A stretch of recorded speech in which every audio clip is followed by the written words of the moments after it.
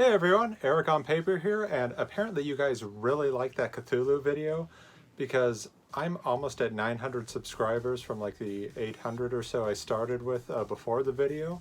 Thank you, it's been my most successful non-Spider-Man 4 related video, and one of those is coming out early in September for those who've been patiently waiting.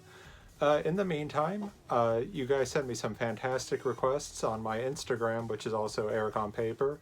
Someone suggested I draw the Ninja Turtles. I thought I wouldn't have time to do all four while getting my infusion, so I started with Donatello. Okay, so drawing a Ninja Turtle. Now, I have watched the movie so many times, read all the comics and things like that, so I'm actually able to draw them from memory. It's been the first time I've drawn them since I was a kid, so I'm pretty excited. I was pretty excited when somebody suggested that. I'm like, duh, why haven't I done this sooner? Okay, so what I did was I started with a curved line around the spine. And if you follow Donatello's torso, like with the center of the shell, that's pretty much where I started that line. If you keep it with a curve, it's far more interesting than it being straight. Now, then I used an upward curve, creating when you do poses, you have to create interesting angles, stuff that catches the eye, and ideally have overlaps. That's why I have the staff in perspective, coming at the camera a bit, not directly at the camera, but better than it being parallel with the plane of the paper. The goal with, in my opinion, all illustrative art is to make it appear as if it's popping off the page. And when you do that, what you achieve is a more dynamic, more exciting image. Now, I knew that I'd be taking this piece to inks and colored pencils, but I had tried to skip ahead sometimes and think, well, if I know where the shadows are, I'll just fill them in with inks later. But actually, sometimes when you pencil it in, you make discoveries and you have the freedom to just erase whatever you don't like or don't want to see. Another interesting tidbit about working on this is that the turtle's anatomy is different than obviously human beings.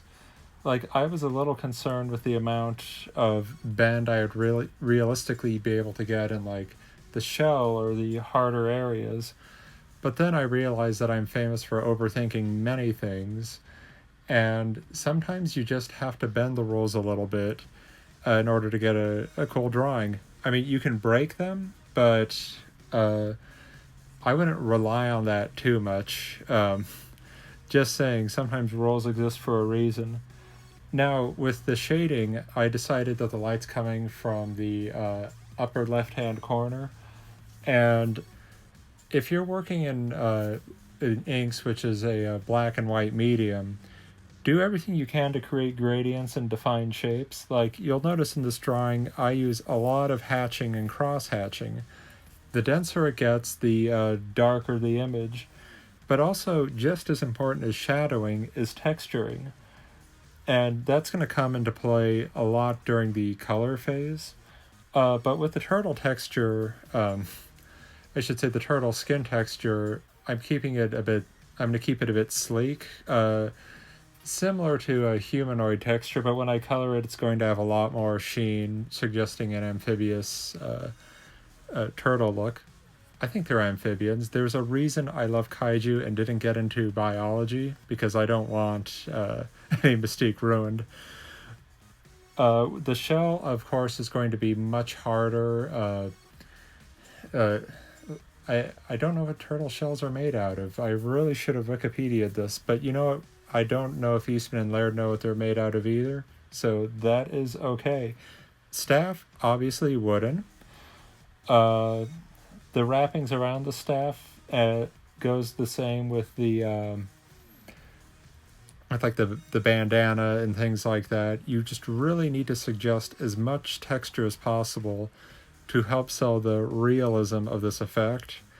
And some things are a bit off. I'm drawing with only one hand and fighting through Benadryl, but it's okay. It's what we have erasers and ink for.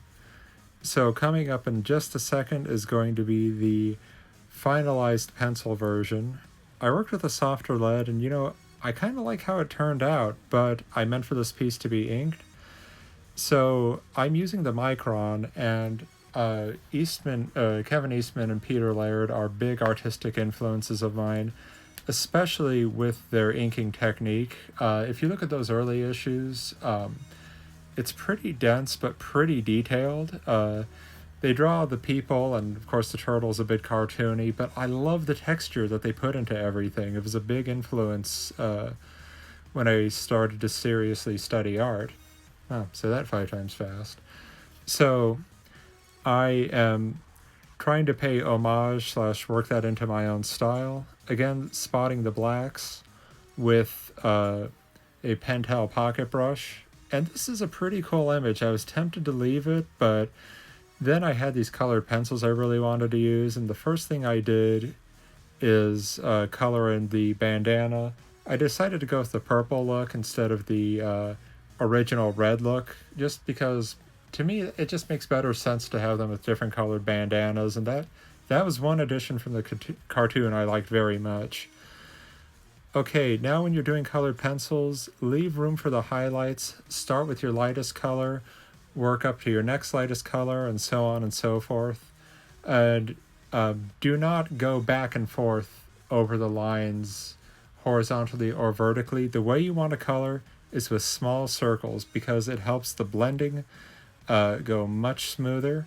And as you can see, I can tell from the ink lines and where I put the shadows that I want the light coming from above. And to sell that texture, I just go in and light up that, or I just leave the lights on the top of the head and the nose and mouth and things like that. The shell is a different story. It's a different texture. It's going to be similar to the turtle skin, but not 100%. And the thing with colored pencils, it's the same technique over and over again, just coloring in with circles, working the layers. You just need to decide what colors you feel suit the drawing best. Now, one of the things I've heard said, and I disagree with, is that you shouldn't use a black pencil for your drawing. You should just use darker and darker shades for a richer color.